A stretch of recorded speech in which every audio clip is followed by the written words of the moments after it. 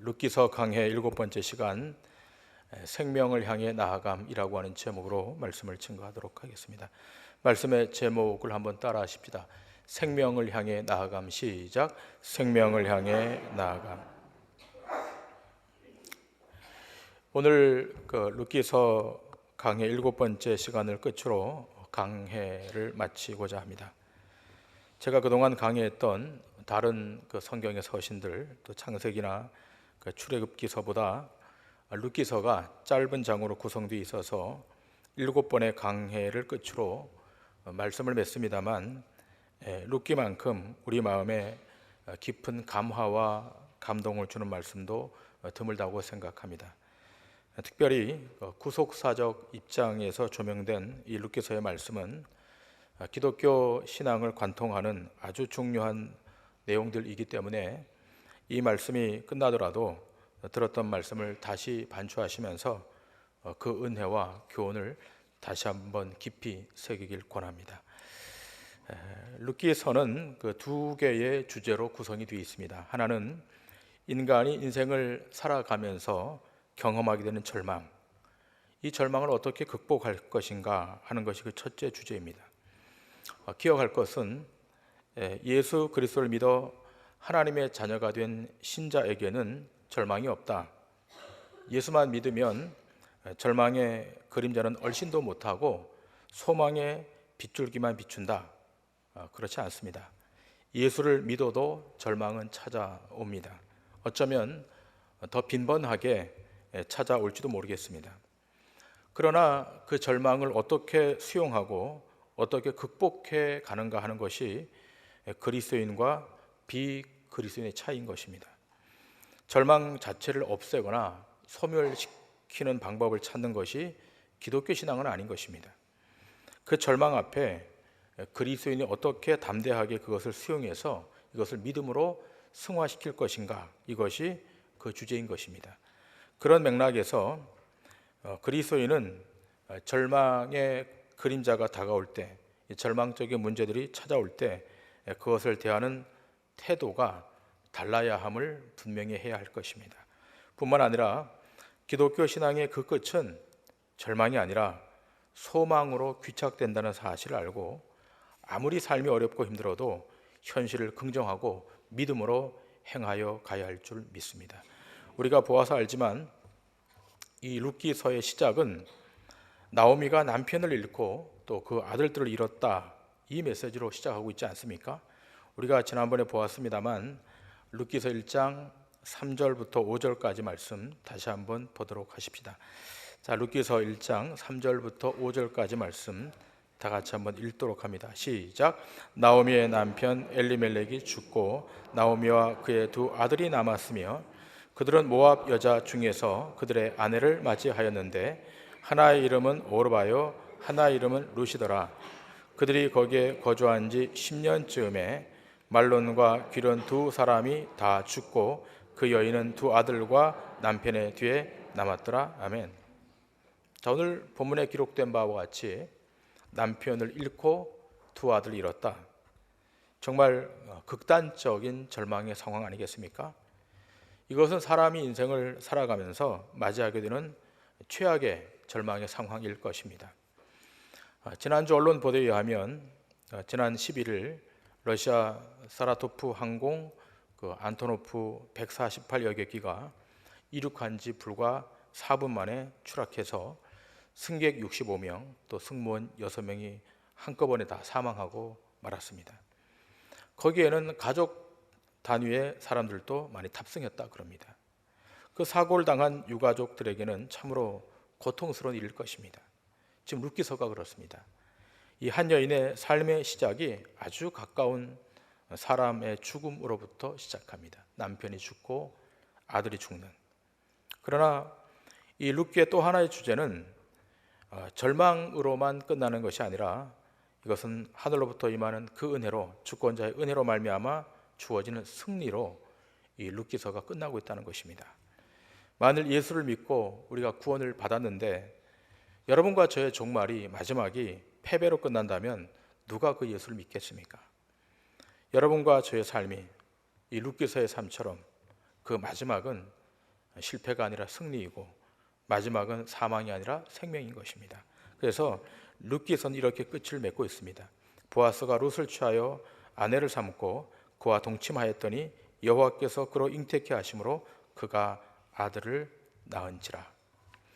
여러분, 룻기서 1장 1절부터 5절 사이에 그 나오미의 남편 엘리멜렉이 죽고 또 두 아들 말론과 기론이 죽습니다. 3절에 죽고라고 하는 단어가 등장하고 5절에 보면 다 죽고라고 하는 단어가 등장합니다. 이렇게 룻기서 1장은 죽음으로 시작합니다. 죽고라고 시작합니다. 그러나 룻기 오늘 우리가 보고 있는 이 맨 마지막 장, 이 룻기 4장 10절부터 끝절까지는 나았다라는 표현으로 끝나고 있습니다. 무려 13번이나 걸쳐서 나았다를 반복하고 있습니다. 오늘 우리는 룻기를 마치면서 이렇게 낳는 모습을 확인하게 됩니다. 계속 출생하고 있습니다. 출생은 희망을 상징하는데 희망이 이어지고 또 이어지는, 생명이 이어지는 것을 보고 있습니다. 이런 룻기의 마지막 분위기는 나코로 시작되는 마태복음을 연상케 합니다. 다시 말하면 룻기서는 이미 신약 세계를 내다보고 있는 것입니다. 마태복음의 예수 그리스도의 세계는 어떻게 시작됩니까? 나코로 시작됩니다. 여러분이 신약 성경을 제일 처음 펼쳐서 마태복음 1장을 열어보면 거기에 예수 그리스도의 세계가 이러하다라고 그러면서 나코로 진행됩니다. 생명으로 이어지는 메시아의 족보를 기록하고 있습니다. 이것은 지금 이 룻기서 마지막 장에서 예고하고 있는 이 메시지와 맞닿아 있는 것입니다. 그러나 여러분, 구약으로 잠깐 넘어가시면 구약의 아담 자손의 족보도 구약 성경에 기록되어 있습니다. 그러나 그 족보에 보게 되면 죽었더라 라고 말이 등장합니다. 8번에 걸쳐 증거하고 있는데 낳기만 하는 것이 아니라 죽음이 있음을 구약 성경은 우리에게 메시지로 주고 있습니다. 죽음으로 끝을 맺고 있습니다. 여러분, 여기도 중요한 메시지가 담겨 있습니다. 세상의 모든 결과는 그 죽음이 종말입니다. 이 세상의 역사는 순환의 역사가 아닙니다. 우리가 생각하기에 역사는 돌고 도는 것으로 생각되지만 그것만큼 우리를 오해하게 하는 것은 없습니다. 세상은 돌고 도는 것이 아니라 출발이 있는 시점으로 시작해 끝이 있는 시점으로 달려가는 직선적인 역사관입니다. 성경도 세상의 역사를 끝내시기 위하여 예수 그리스도가 곧 이 땅에 재림주로 오실 것이다 라고 말씀하고 있습니다. 이미 우리 예수님은 2000년 전에 알파의 예수님으로, 초림의 주님으로 오셨습니다. 이제 다시 오실 예수 그리스도, 그분은 재림주로 이 땅에 오실 것인데 그분은 오메가로 오실 것입니다. 결국 오셔서 세상을 심판하시고 하나님의 승리를 선포하실 것입니다. 그러나 중요한 것은 이 하나님의 심판이 도래하는 그날, 그리스도인에게는 그 심판에서 예외된다는 것입니다. 죽음이 끝이 아니라 다시 하나님의 이끄심에 의해서 우리는 저 영원한 나라, 하나님의 나라 천국에 들어가게 될 것입니다. 이미 구원의 반열에 들어선 믿음의 사람들은 우리 주님 재림하실 때 우리를 방관치 않으시고 우리를 생명의 길로 우리를 인도해 가신다는 것입니다. 아무것도 남지 않고 멸망할 인생들인데 우리를 어떻게 해요? 우리를 소성시켜서 우리를 생명의 자리, 저 영원한 은혜의 자리로 우리를 인도해 가신다는 것입니다. 때문에 믿는 신자에게 주님의 다시 오심, 이 재림은 생명을 향한 첫 출발임을 우리는 기억해야 될 것입니다. 여러분, 마태복음 1장에 보시면 예수님의 족보상에 나코라고 하는 말이 무려 36번 등장합니다. 족보에 수많은 위대한 믿음의 사람들이 등장하지만 나았다는 말만 있지 죽었다고 하는 말이 이 마태복음 1장에는 기록되어 있지 않습니다. 여러분이 다 같이 마태복음 1장 1절과 2절의 말씀을 읽기를 원하는데요. 자, 우리 다 같이 마태복음 1장 1절과 2절의 말씀을 읽도록 합니다. 시작. 아브라함과 다윗의 자손 예수 그리스도의 계보라. 아브라함이 이삭을 낳고 이삭은 야곱을 낳고 야곱은 유다와 그의 형제들을 낳고. 아멘. 자, 이렇게 나코로 시작된 이 마태복음의 첫 출발이 마태복음 1장 끝부분, 마태복음 1장 23절부터 25절은 이렇게 말씀을 마치고 있습니다. 23절부터 25절의 말씀, 보라 처녀가 잉태하여 아들을 낳을 것이요 그의 이름은 임마누엘이라 하리라 하셨으니 이를 번역한즉 하나님이 우리와 함께 계시다 함이라. 요셉이 잠에서 깨어 일어나 주의 사자의 분부대로 행하여 그의 아내를 데려왔으나 아들을 낳기까지 동침하지 아니하더니 나음의 이름을 예수라 하니라. 아멘. 여러분, 이 말씀은 우리에게 무엇을 상징하고 있습니까? 예수를 믿어 의의 반열, 믿음의 반열에 세워지게 되면 죽음이 우리의 삶을 지배할 수 없다는 사실을 우리에게 권고하고 있는 것입니다. 더 이상 구원받은 그리스도인에게는 죽음과 관계없는 존재를 우리에게 확인시켜 주는 것입니다. 그래서 룻기서가 말하고 싶어하는 것은 믿음의 사람, 곧 하나님께 속한 사람에게는 계속적인 생명의 출산이 있을 뿐이지 죽음으로 그리스도인의 인생을 종결시킬 수 없다고 하는 것입니다. 여러분, 그리스도인에게는 죽음이 존재하지 않습니다. 다른 것이 은혜가 아니라 바로 이것이 은혜인 것입니다. 제가 추석 연휴 기간 동안 역사 다큐멘터리 한 편을 보았습니다. 제가 역사물을 좋아하기 때문에 TV에 역사에 관한 내용들이 나오면 자주 보는 편입니다. 그런데 그 역사 다큐 안에 현대사를 조명하면서 1, 2차 세계대전과 한국 전쟁에 관한 내용이 방영되었습니다. 아마도 이 현대 역사에 있어서 이 두 전쟁을 빼놓고는 이 현대사가 설명될 수 없을 만큼 큰 사건 아니겠습니까? 그런데 그 두 전쟁 가운데 거의 절반 넘게 할애해서 이 한국 전쟁, 6.25 전쟁에 관해서 이 다큐가 진행되었습니다. 사실은 1, 2차 세계 대전이 전쟁의 규모가 훨씬 컸고 또 훨씬 많은 국가들이 참여한 전쟁인데 이 다큐물은 한국 전쟁에 더 많은 시간을 할애해서 방영을 했습니다. 왜 이렇게 방영하는가? 가만히 보니까 한국 전쟁이 1, 2차 세계 대전보다 훨씬 더 참혹했다는 겁니다. 한국 전쟁만큼 수많은 어린 고아들이 발생하고 같은 민족끼리 그렇게 많은 사람을 죽인 전쟁은 한국 전쟁이 유일하다는 겁니다. 그러니까 한국 전쟁은 민족 간의 전쟁이고 공산 이데올로기와 자유민주주의 이데올로기 전쟁으로 역사의 그 유래를 찾아볼 수 없는 그런 전쟁이라는 겁니다. 여기 계신 분 가운데 70세가 넘으신 분들은 그 한국 전쟁의 참상에 대해서 너무나 뼈저리게 느끼셨을 것입니다. 그런데 그 한국 전쟁이 우리에게 준 의미가 무엇입니까? 동족 상단의 비극, 그리고 전쟁이 가져다 주는 그 참혹함, 그리고 죽음의 두려움과 공포였을 것입니다. 저는 TV로 보는데도 그 공포와 두려움이 막 밀려오는데 직접 이 전쟁을 경험했던 분들은 얼마나 그 두려움이, 공포가, 절망감이 컸겠습니까? 한국 전쟁이 터졌을 때 남쪽은 수세에 몰려서 남으로 도망할 수밖에 없었고 남쪽으로 내려가면서 피난민들은 깊은 절망의 도탄에 빠지게 됩니다. 파죽지세로 밀고 내려오는 북한군을 막아낼 수 없었기 때문입니다. 대부분의 남쪽 사람들은 자신의 목숨을 담보할 수 없다는 그 처절한 두려움에 떨어야만 했습니다. 이것이 다큐멘터리 안에 잘 반영이 되어 있었습니다. 그런데 기적 같은 일이 벌어지지 않았습니까? 유엔에서 한국 전쟁에 전격 개입하기로 하고 유엔군을 파병한 것입니다.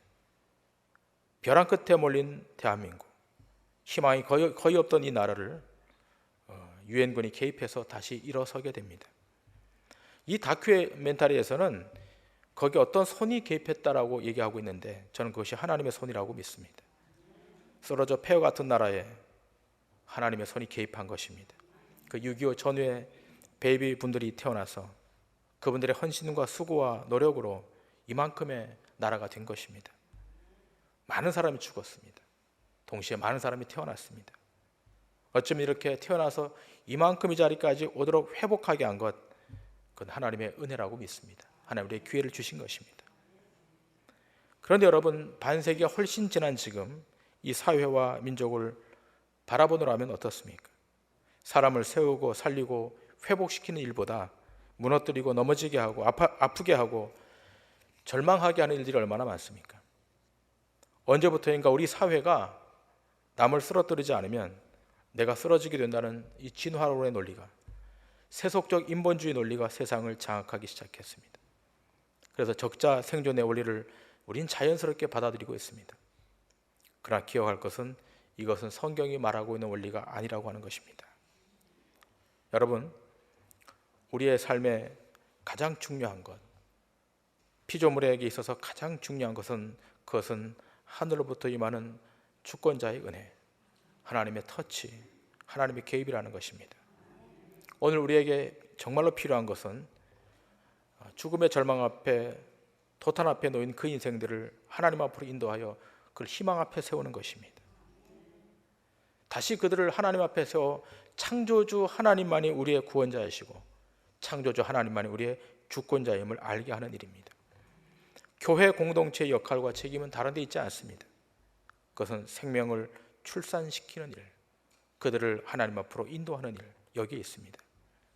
교회는 생명을 향해 출항하는 생명선과 같은 곳입니다.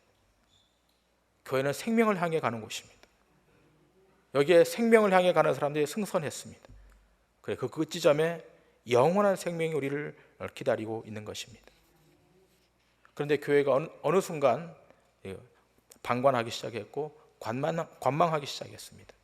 여러분, 이렇게 되면 교회는 빛을 잃어가게 되고 힘을 상실해가는 것입니다.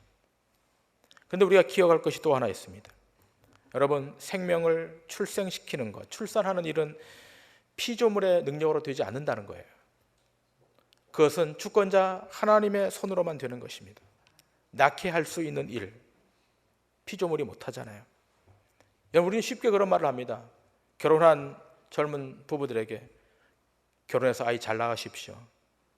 여러분, 가만히 생각해 보면 엄밀한 의미에서 그것은 어려운 일입니다. 인간이 생명을 만들어 출산하는 것이 아니잖아요. 사람은 생명을 만드는 존재가 아니라 만들어진 생명을 출산하는 존재인 겁니다. 그러므로 룻기서에 낳았다라고 하는 말은 결국 본질적으로 무엇을 우리에게 암시하고 있는가 하면 낳게 하는 원인자, 낳게 할 수 있는 그 원인자, 곧 창조주 하나님께만 그 능력이 있음을 우리에게 시사하는 것입니다. 하나님만 전제하시고 하나님만 전능하시다라고 하는 겁니다.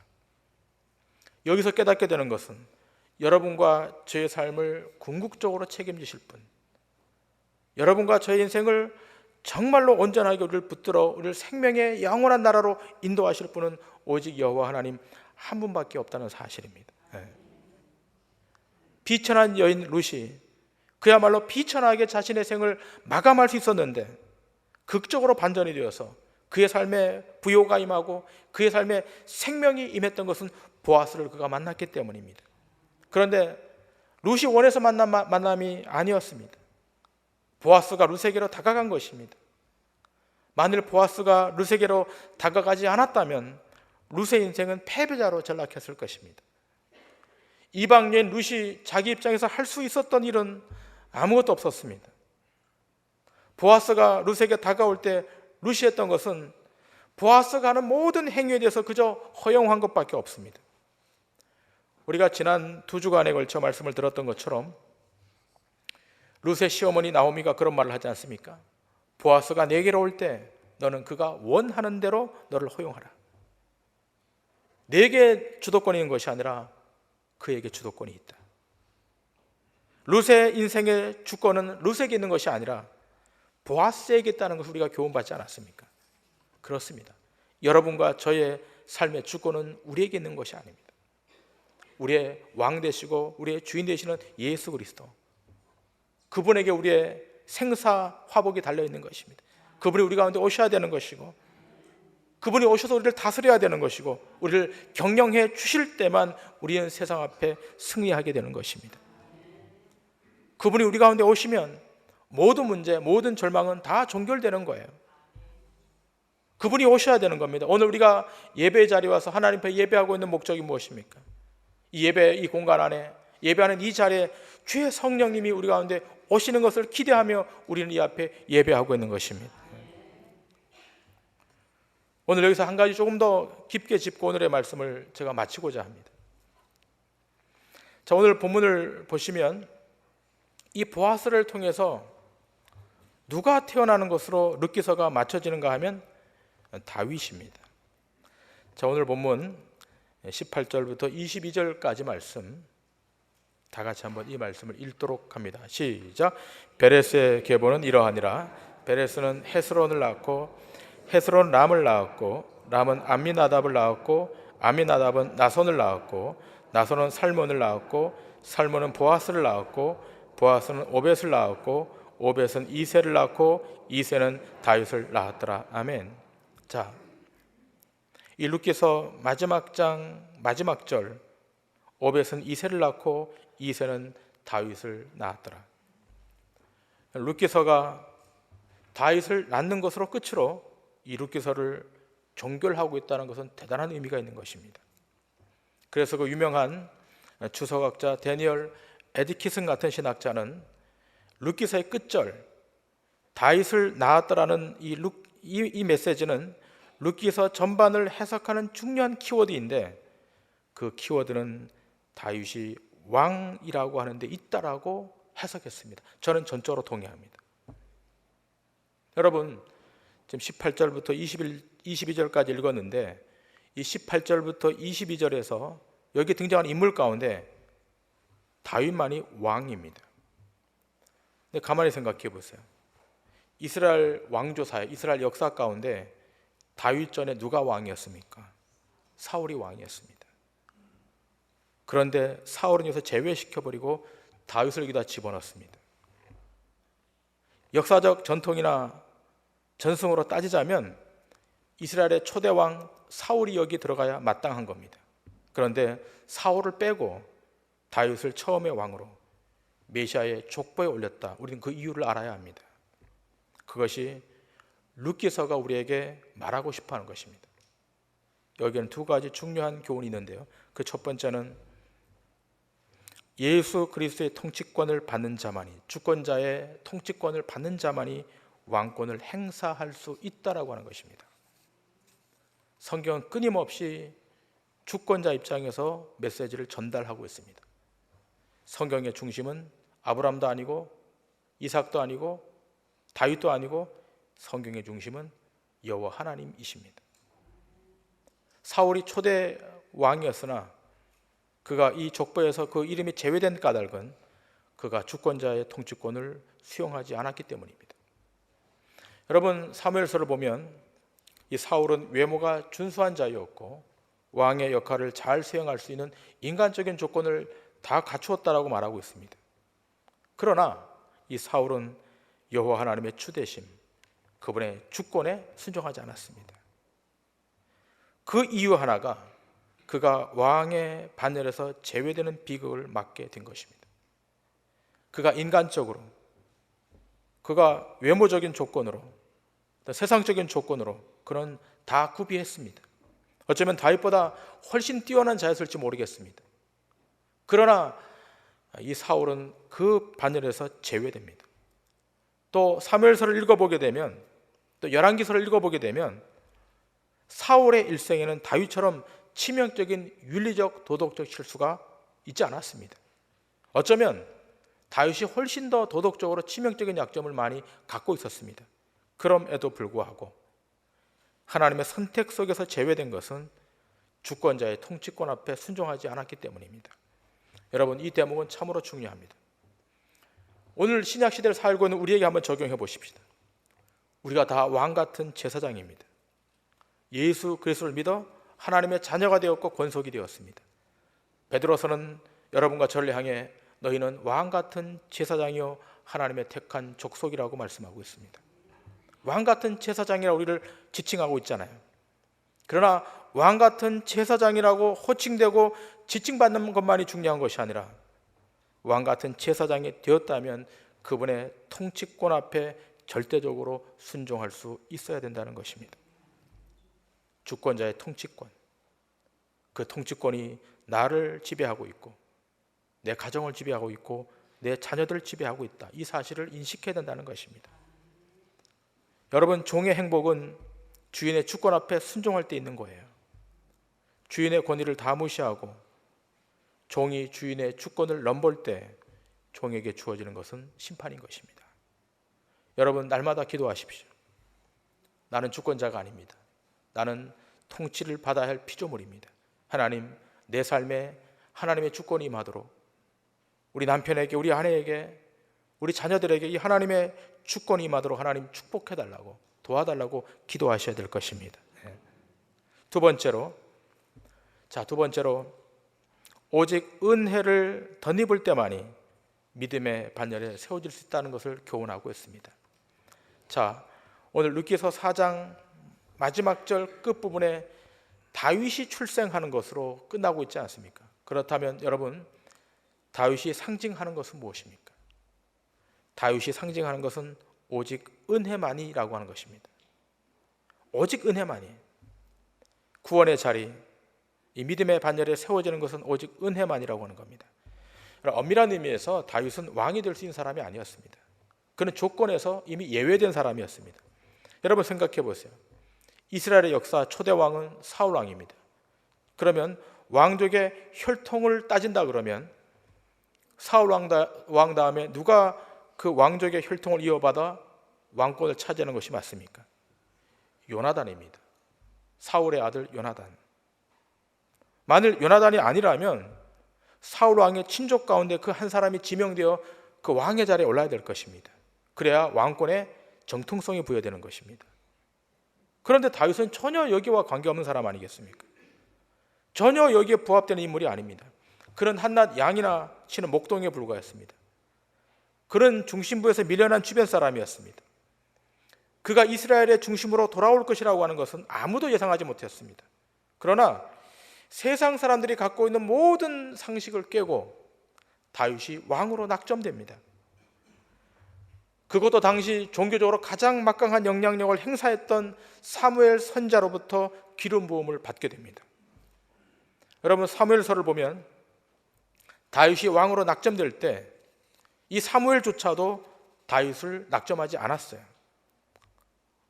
그 외모를 보니까, 그의 태도를 보니까 절대로 이 나라를 이끌어갈 그런 왕의 리더십이 없는 거예요. 그래서 사무엘조차도 다윗을 낙점하지 않았습니다. 그러나 하나님이 직접 다윗을 낙점하십니다. 내가 원하는 그 사람을 왕으로 세우라. 그가 다윗이었습니다. 그리고 그에게 왕권을 부여하고 기름을 부으라 명하십니다. 여러분, 여기서 확인되는 것이 뭡니까? 구원은 철저하게 주권자의 의지로 말미암은 은혜로 된다는 것입니다. 주권자의 의지가 반영된 은혜. 우리 주변에 그런 말 하지 않습니까? 저 사람은 아무리 접촉해도 예수 믿을 사람이 아니야. 그래서 포기했던 그 사람이 어느 날 보니까 변화되어서 신자가 되어 있는 거예요. 반대로 저 사람은 꼭 예수 믿을 사람 같아. 그리고 찾아가고 기다렸는데 그냥 세상을 떠나는 분들이 계십니다. 여러분, 구원은 우리의 생각과 다릅니다. 구원의 주도권만큼은 그분이 주고 그분이 결정하십니다. 그분이 베푸신 은혜로만 구원의 문 안으로 들어가는 것입니다. 그래서 바울이 말합니다.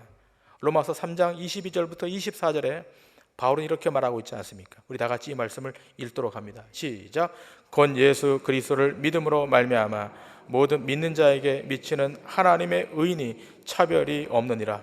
모든 사람이 죄를 범하였음에 하나님의 영광에 이르지 못하더니 그리스도 예수 안에 있는 성령으로 말미암아 하나님의 은혜로 값없이 의롭다 하심을 얻은 자 되었느니라. 아멘. 자, 하나님의 은혜로 값없이 의롭다 하심을 얻은 자 되었다. 룻기서가 다윗의 이름을 열거함으로 룻기서를 마치고 있다고 하는 데 대해서 우리는 평생 감사해야 될 거예요. 만일 다윗의 이름으로 끝나지 않고 사울의 이름을 거기 기명해 놨다면 우리에게는 처음부터 구원의 가능성이 열려지지 않는 거예요. 우리가 무슨 조건이 좋습니까? 뭐 왕의 혈통을 가졌습니까? 윤리적으로 도덕적으로 완벽합니까? 하나도 안 맞잖아요. 그러나 하나님은 조건을 걸지 않으시고 그분 자신의 은혜로 우리를 다 덮으시사 우리를 사망에서 생명으로 이동시켜 주신 것입니다. 룻이 보아스의 은혜를 힘입어 패배될 인생이 승리하는 인생으로 바뀐 것처럼 여러분과 제가 그런 존재들입니다. 우리가 다 패배 앞에, 절망 앞에 직면했던 자들인데 하나님이 어느 순간에 여러분과 저를 붙들어 끄집어내셔서 소망의 자리로, 생명의 자리로 우리를 인도해 주신 것입니다. 때문에 우리는 사람들 앞에, 세상 앞에 자랑할 만한 것이 하나도 없어요. 자랑할 것이 있다면 그분이 나를 구원해 주신 것. 그래서 바울이 갈라디아 데살로니가 교회에 편지하면서 그 교회에 속한 모든 권속들에게 이렇게 권고하고 있지 않습니까? 데살로니가 후서 2장 15절부터 17절 말씀 제가 읽겠습니다. 그러므로 형제들아, 굳건하게 서서 말로나 우리의 편지로 가르침을 받은 전통을 지키라. 우리 주 예수 그리스도와 우리를 사랑하시고 영원한 위로와 좋은 소망을 은혜로 주신 하나님 우리 아버지께서 너희 마음을 위로하시고 모든 선한 일과 말에 굳건하게 하시기를 원하노라. 아멘. 자, 우리를 사랑하시고 영원한 위로와 좋은 소망을 은혜로 주신 하나님 우리 아버지. 바울이 뭐라고 고백합니까? 좋은 소망을 은혜로 주신 하나님 우리 아버지, 그분이 우리의 주권자라고 하는 것입니다. 여러분, 왜 성경은 끊임없이 은혜를 이야기하는 겁니까? 은혜로만 생명이 출산되고 은혜로만 생명이 존속되기 때문입니다. 주권자의 은혜가 아니면 그 누구도 사망에서 생명으로 갈 수가 없어요. 기억하셔야 됩니다. 예수를 믿고 그래서 실력이 높아진다는 것은 다른 것이 아닙니다. 때마다 시마다 시간이 될 때마다 은혜가 흐르고 있는 하나님의 존전 앞에 나와 엎드리는 데 있는 것입니다. 나의 연약함을 알고 나의 부족함을 알고 하나님이 나를 도와주지 않으시면, 하나님이 내게 은혜를 베풀어 주지 않으시면 나는 단 10초도 단 1분도 살아갈 수가 없습니다. 결국 세상에 승리하는 자는 주권자의 은혜를 통해 그 안에 생명이 회복된 자가 마지막에 승리하는 것입니다. 그런 사람은 세상의 가치에 매이거나 세상의 그 경향에 존속되지 않습니다. 그는 세상이 줄 수 없는, 세상이 만들어낼 수 없는 저 영원한 생명, 그 생명을 향해 그 발걸음이 한 걸음 한 걸음 올라가는 것입니다. 저는 오늘 이 말씀을 마치면서 여러분의 발걸음이 생명을 향해 나아가는 발걸음 되길 소원합니다. 권력을 향해, 명예를 향해, 여러분의 의를 향해 나가는 발걸음이 아니라 저 생명을 향해, 보아스가 룻에게다가 그에게 생명을 허락했던 것처럼 우리 주님이 이 땅에 오셔서 우리에게 생명을 주시면 우리의 가정도, 우리의 개인도, 우리의 공동체도 주 안에서 소성하는 은혜가 있게 될 줄 믿습니다. 주님이 이 땅에 다시 오실 때까지 우리가 이 생명을 향하여 나아가는 이 발걸음을 멈추지 마시고 그 발걸음 끝에 기다리고 있는 그 소망을 붙드셔서 믿음으로 승리하는 주의 백성들 다 되시기를 주님의 이름으로 간절히 축원합니다. 기도하시겠습니다.